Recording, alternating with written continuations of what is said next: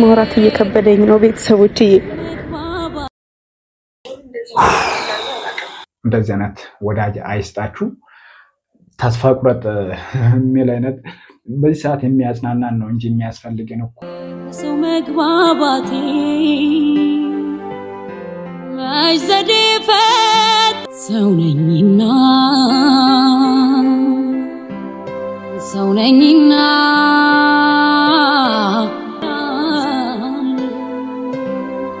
ሰው ከወዳጅ ርቆ ሲኖር ያለ ዘመን ይቆረቁረዋል የሄደበት መንገድ ሰርቼ ማደሬ ማውራት እየከበደኝ ነው ቤተሰቦቼ። ሰላም ሰላም፣ ውድና የተከበራችሁ የቻናል ተከታዮች እንዴት ናችሁ? ሁሉ ሰላም፣ ሁሉ መልካም፣ ሁላችሁም ሰላም እንደሆናችሁ ተስፋ አደርጋለሁ። ዛሬ በአዲስ ነገር መጥቼላችኋለሁ። ያ አዲስ ነገር ምንድነው ካላችሁ ባና ሃይሚ ጉዳይ ነው የመጣሁላችሁ። እስኪ ብሩኬን እና ሃይሚን የምትወዱት በሰብስክራይብ እና በላይክ ያሳዩኝ። ቪዲዮን ሼር እያደረጋችሁ ዳይ ወደ ቪዲዮ። ሰላም ውድና የተከበራችሁ የኛ ውድ ቤተሰቦቻችን እንዴት ናችሁ? ደህና ናችሁ ወይ? እኔ በጣም ደህና ነኝ እግዚአብሔር ይመስገን። ያው ድምጼ ከተቀየረባችሁ ትንሽ ጉንፋን ይዞኛልና አፍኖኛል ትንሽ የአየር መቀየር ምናምን መሰለኝና ክረምቱ ምናምን ይመስለኛልና ትንሽ ጉንፋን ይዞኛል። ብቻ እንግዲህ ዛሬ መጣሁት ያው ብዙዎቻችሁ ታውቃላችሁ ትናንት የተፈጠረውን ነገርና ትንሽ ውስጤ ፍርሃት ነገር ማለት እናንተን ለማስፈራራት ወይ ደግሞ እኔም እንደተሸነፍኩ ለማሳየት ብቻ ሳይሆን ይከብዳል። ያሉት ነገሮች በጣም እየከበዱኝ እየመጡ ነውና እዩም ደግሞ የምትሆናቸው ነገሮች ምንም እያስደሰተኝም አይደለም። ውስጤም በጣም እየፈራ ነው። በጣም የምሬን ነው። አላቅም ፊቴ ከተቀየረባችሁ አላቅም። ትንሽ አልዋሻችሁም። በጣም ተሰምቶኝ በቃ ደብሮኝ አልቅሼ ነበርና ይከብዳል አይደለ? ማለት ለምንድን ነው እኔ ድሮ አንድም ቀን እንደዚህ ማለት በቃ ጓደኛ ሳይኖረኝ በፊት ፍቅረኛ ሳይኖረኝ በፊት አንድም ቀን በወንድ ምክንያት ከሴት ጋር ጣላለሁ ብያስብ አላቅም ነበር። ግን ለካ ሁሉም ነገር ሲደርስባችሁ ነው የምታውቁት። በቃ ቦታው ላይ ስትሆኑ ነው የምታውቁት። የሷን ሀሳብ እንመለስበታለን። እንግዲህ ሃይሚን ብዙዎቻችሁ ታውቁታላችሁ፣ ብዙዎቻችሁ ትወዷታላችሁ። እቺ ልጅ በጣም ጥሩ ልጅ፣ ጥሩ ስለምግባር ያላት ልጅ፣ በጣም ለሰው ልጅ ሪስፔክት ያላት፣ በጣም ሰውን የምታከብር ትዳሯን ያው እንግዲህ ትዳር ብለን እንያዘውና እነዚህ ልጆች አሁን ቀለበት ተደራርጎ ባይጋቡም ባልና ሚስት ብለን ነው እኛ የምናውቀው። ባልና ሚስት እንደሆኑ ነው የምናውቀው እንጂ ደባል እንደሚመጣባትም አናውቅም። ያው እነሱ ፍቅራቸው እስከ መጨረሻ እንደሚቀጥል ነበር እኛ የምናውቀው። አሁንም ቢሆን ይሄ በጣም ነው የሚወድሽ፣ በጣም ነው የሚያከብርሽ። ፈጣሪ ከጎንሽ ይሁን፣ ፈጣሪ ከአንቺ ጋር ይሁን። አንድ አካባቢ አብሮ እንደ አደገ ሰው የሚሰማኝ ከሆነ ለመምከር ሞክራለሁ። ግን ብሩኬ እያደረገ ያለው በበኩሌ ጥሩ ነገር መስሎኝ አልታየኝም። እስኪ እናንተም በኮሜንት የመሰላችሁን መጻፍ ትችላላችሁ። ግን ሃይሚ በጣም ለብዙ ወጣት ለብዙ ሴት ልጆቻችን አርአያ የምትሆን ልጅ ነች እና ሃይሚን እባካችሁ ፕሊስ አበረታቷት። እንደዚያን ነገር ድርጊትም ባይደርስባት ባይነኝ። ማለት ሴት ልጅ አንዴ ነው የምትሰበረው። አንዴ ከተሰበረች መመለሻዋ ከባድ ነው። እንግዲህ ያለውን ነገር ስቴፕ ባይ ስቴፕ እኛም ከጎንሽ አለን፣ ያለውን ነገር የምንከታተል ይሆናል። ፕሊስ አበረታቷት ይችል ልጅ እና መፍረድ አስፈላጊ አይደለም። እኔ ድሮ ለምንድን ነው አንድ ሴት በወንድ ምክንያት እንደዚህ የምትሆነው? ያለሱ ወንድ የለም እንዴ ምናምን ብዬ አስብ ነበር። ግን ቦታው ላይ ሲሆን አይ ልክ ናቸው ብዬ እንዳስብ ነው የሚያደርገኝ። ምክንያቱም የኔ ለሚሉት ሰው መከራከር ያለ ነውና እኔ የተቻለኝን ያክል በጣም በቃ ኢነርጂን እየጨረስኩ ያክል እየተሰማኝ ነው። ከባድ ነው፣ ብቻ በጣም ከባድ ነው። የደወላችሁልኝ ሰዎችም ነበራችሁ፣ በውስጥም ቴክስት ያደረጋችሁልኝ ሰዎች ነበራችሁ። በቃ አንዳንድ ነገሮችን እያላችሁኝ ያነበራችሁ ሰዎች ነበራችሁና የትኛውን ማመን እንዳለብኝ በየትኛው አቅጣጫ መሄድ እንዳለብኝ ራሱ በጣም ከበደኝ የምር።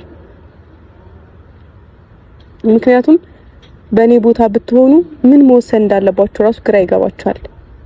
ምን ማድረግ እንዳለባችሁ ራሱ ትወዛገባላችሁ።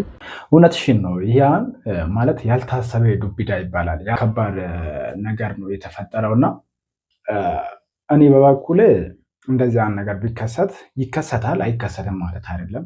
በትዕግስት ማለፍ ደግሞ በጣም ወሳኝ ነገር ነው።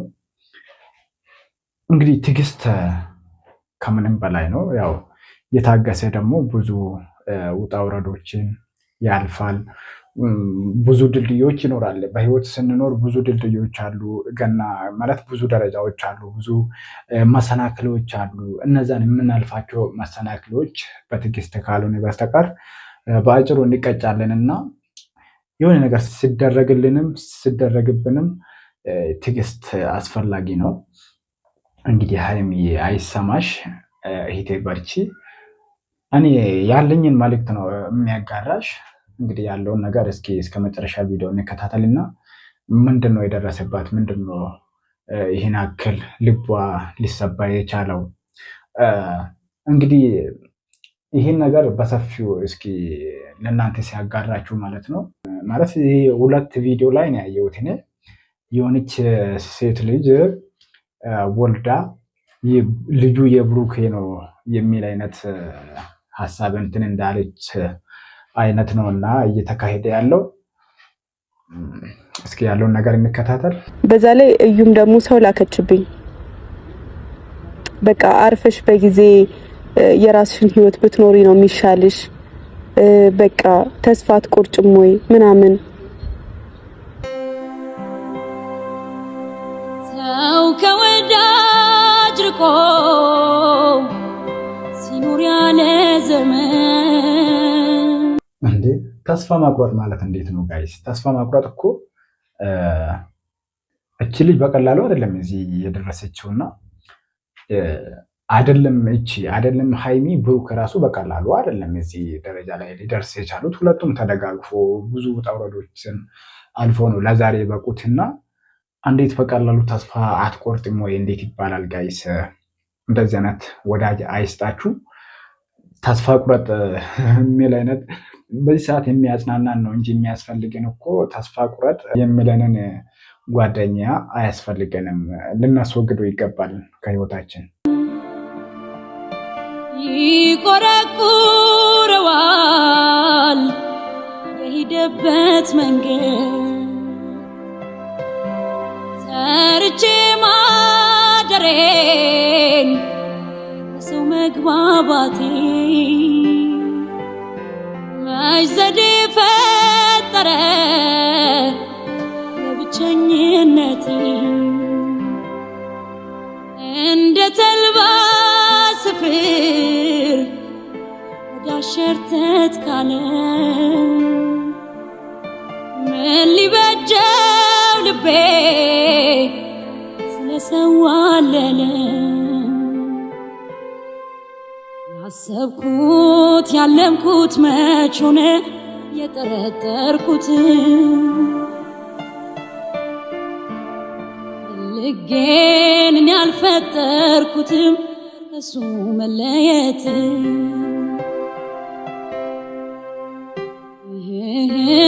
ብቻ ነው ዘመዴ ለኔ የቀረበ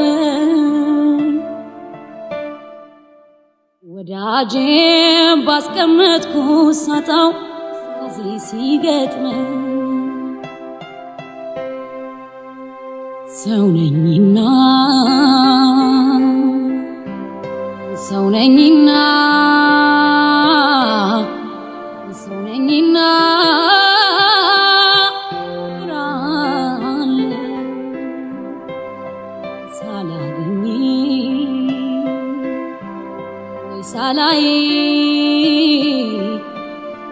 ሳላገኝ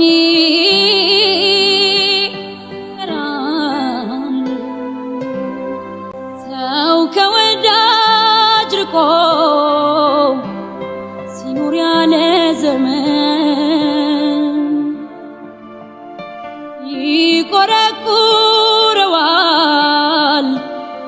በሄደበት መንገድ ሰርቼ ማደሬ ማውራት እየከበደኝ ነው ቤተሰቦችዬ።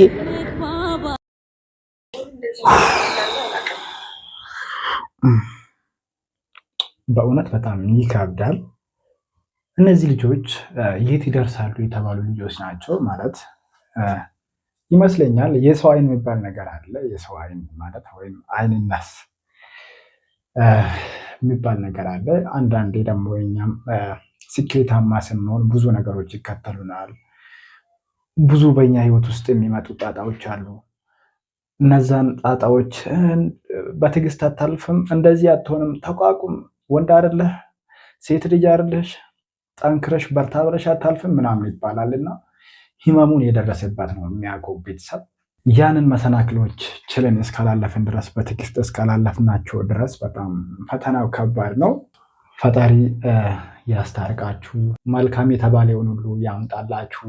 እናንተም ከሀገር ውጭ ሀገር ውስጥ ለምትገኙ ኢትዮጵያውያን ወንድም እህቶቻችን እንደዚህ አይነት ነገር ያጋጠማችሁ ሰዎች ፈጣሪ ጽናት ይስጣችሁ። ፈጣሪ እንደዚህ አይነት ፈተና ይብቃ ይበላችሁ። የሽንፈት ምልክት አይደለም፣ ተሸንፌ አይደለም፣ ግን በቃ ከፋኝ የምር እንዴ። ለምን እኔ በዚህ ልክ ለምንድን ነው እንደዚህ የምፈተነው? ምን አደረኩ?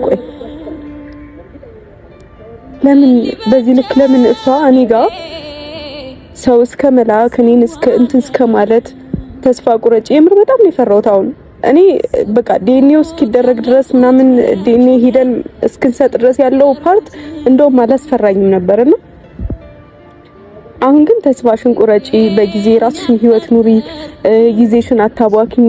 በቃ ሴት ልጅ ነሽ፣ ልጅ ካለው አባት ጋር ምናምን ልጁ የሱ ባይሆን ራሱ ይከብዳል አይደል? እንደዚህ መባል ሁልጊዜ መናቅ ነው አይደል? መናቅ ነው በቃ። በጣም ይከብዳል። በጣም ነው የሚያስጠላው። እየተናቅኩ ያለው ያክል ነው እየተሰማኝ ያለው። በቃ እኔ ሰላማዊ ህይወት መምራት የለብኝም እንዴ? ዝም ብዬ መኖር በቃ ደስተኛ ሆኜ መኖር የለብኝም እንዴ ብዬ እንዳስብ ነው ያደረገችኝ። ለምን በዚህ ልክ እሷ እንዴት ነው ሰው በዚህ ልክ ክፉ መሆን የሚችልበት? በዚህ ልክ እንዴት ነው ሰው እኔ ብታምኑም ባታምኑም እኔ በቃ ማታ አልተኛውም እና ብዙ ነገሮችን እያሰብኩኝ ምናምን ከዚህ ሁሉ በቃ ሁሉን ነገር ጥዬ ብጠፋስ ምናምን አንዳንዴ የማስባቸው ሀሳቦች ናቸው። እንደዚህ የሆነ በቃ የሚያስጠላ ሁኔታ ላይ ሲሆን ነገሮችን መጋፈጥ በሚከብደኝ ሰዓት በቃ ትቶ መሸሽን ነው የምመርጠውና ለምን በቃ ትቼላት አልሄድም? በቃ የራሷ ጉዳይ። እኔ ከምንም በላይ ራሳችሁን ነው የምታስቀድሙት፣ ጤናችሁን ነው የምታስቀድሙት፣ ሰላማችሁን ነው የምታስቀድሙትና ለምን በቃ ትቼላት አልሄድም? ለምን እንደፈለገች አትሆንም? በቃ ብዬ አሰብኩኝና ዞር ብዬ ሳስበው እንዴ ብሩኬን ደግሞ ማየት ጀመርኩኝ። እንዴ እሱ በማያፈቅራት ሴት ለምን እየተቀጣ ይኖራል? ምን ሊበጀው ልቤ? እሺ በማያፈቅራት ሴት ለምንድነው እየተቀጣ ይኖራል ነው? እሺ አንቺን ቢያፈቅርሽ አንቺን ቢወድሽ ሀይሚዬ በጣም ይቅርታ አድርጊልኝና አንቺን የሚያፈቅሩ ቢሆን አንቺን የሚያፈቅርሽ ቢሆን ከአንቺ ጋር ዘላቂ የምፈልገው ቢሆን ከአንቺ ጋር ዘለቄታ ህይወት ይኖረኛል ብሎ ቢያስብ እንደዚህ አይነት ነገር ውስጥ ሊገባ ይችላል ማለት? እንዴት አንድ ሴት ከመሬት ተነስታ ብሩኬን አታውቀውም፣ እሱ አያውቃትም፣ ከመሬት ተነስታ ይሄ ልጅ አንተ ነው እንዴት ማለት ትችላለች? ግራ እኮ ነው የሚገባ። አያርጎና ይሄ ልጅ የብሩኬ ቢሆን ምንድነው ውሳኔሽ? በጣም እኛ ዳሮንን ለመወሰን በጣም ቀላል ነው፣ ግን ምንድነው የምትሆኝ? ይሄ ልጅ አይበሎና የብሩኬ ነው ቢባል ዲኤንኤ ምርመራ ወይም ውጤቱ ተመልሶ የብሩኬ ነው ቢባል ምንድነው የሚውጥሽ? ውሳኔሽ ምንድነው የሚል አይነት እንትን ጥያቄ ስለፈጠረብኝ ነው። እስኪ ከቻልሽ እባክሽን ፕሊስ ምላሽ ስጪኝ። ስለሰዋለለ ያሰብኩት ያለምኩት መች ሆነ የጠረጠርኩት ልጌን ያልፈጠርኩትም እሱ መለየት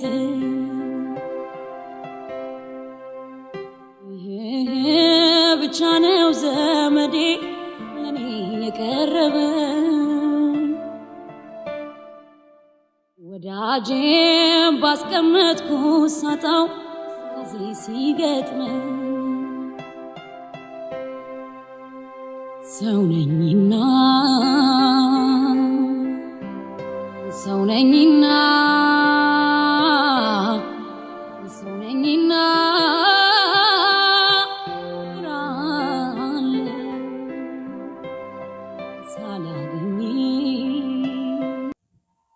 ፕሊስ ሃይሚ ምንድነው ቤተሰብ የናክል እኮ ሃይሚ አዝና እኔ አይቻት አላቅም። የናክል በጣም ተሰብራ የምትናገረው ራሱ እስኪጠፋባት ድረስ እንደዚህ ተጨንቃ አይቻት አላቅምና ፕሊስ ባካችሁ ወደ ለእሷ የምትቀርቡ ሰዎች እሷ አካባቢ የምትኖሩ ሰዎች ፕሊስ ሰው እንደሚያፈቅረው አፍቅሮም ደግሞ እንደሚያጣ ተጣልቶም ደግሞ እንደሚታረቅ ንገሯት። ያሳዝናል። ብቻ እኔ በጣም ነው የምታሳዝነኝ ሃይሚ። ሴት ልጆቻችን ምን ያህል እየተበደሉ እንደሆነ በዚህ ልጅና በሩታ ማረዳት ቀላል ነገር ነው። በጣም ምን አይነት ችግር እያሳለፉ እንደሆነ ሴት ልጆቻችን ማለት እነዚያውን ወደ ሚዲያ ስለወጡ ነው እንጂ ስንቶቻቸው በህይወት ማለት በቤታቸው አምቆ ነገሩን ደብቆ የያዙ እንደዚህ አይነት ስቃይ የሚያሳልፉ ስንትና ስንት ልጆች አሉና ፈጣሪ ይድረስላችሁ። ሳላይ ሳላገኝ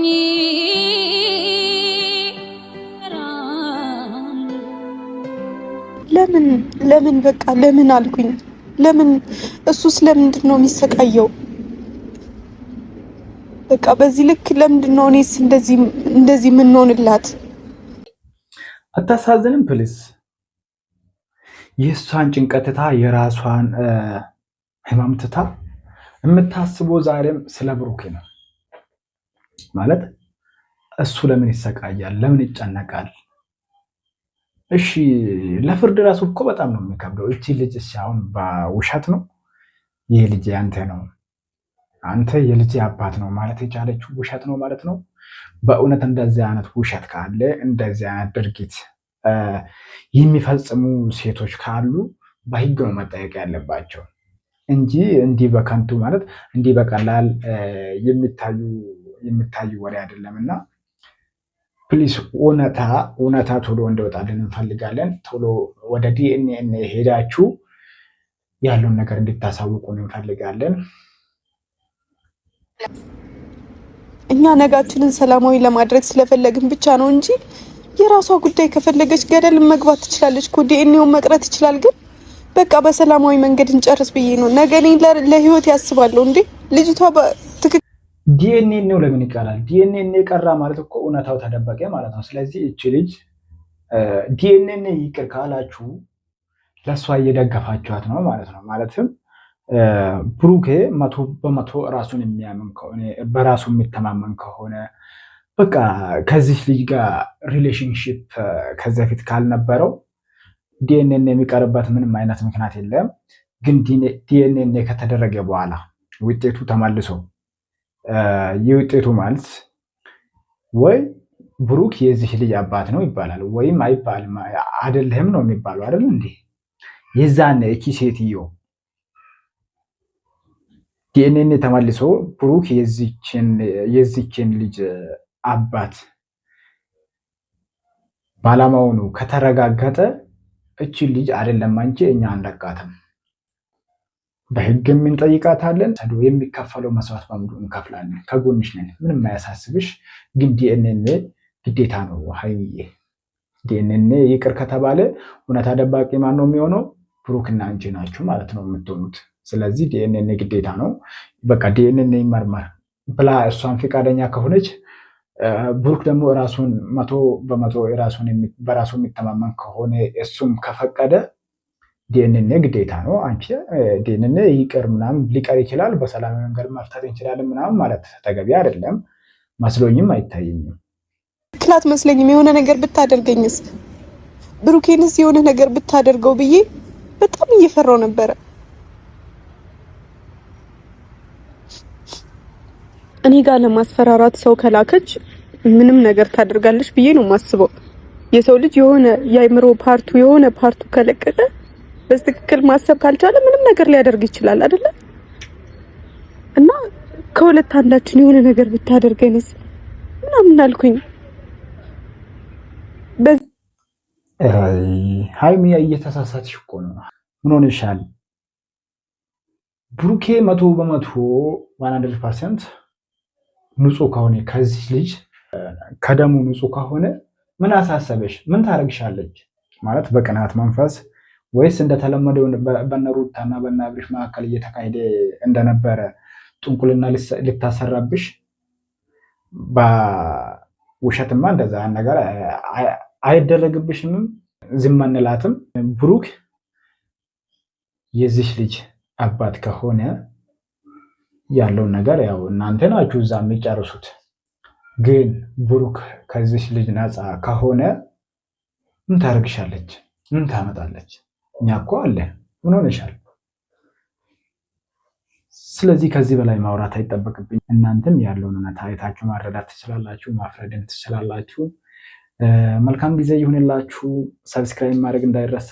ሁላችሁንም መልካም ሁሉ ተመኘን። ወዳችኋለሁ። ቻው ባይ። ደህና ደሩ።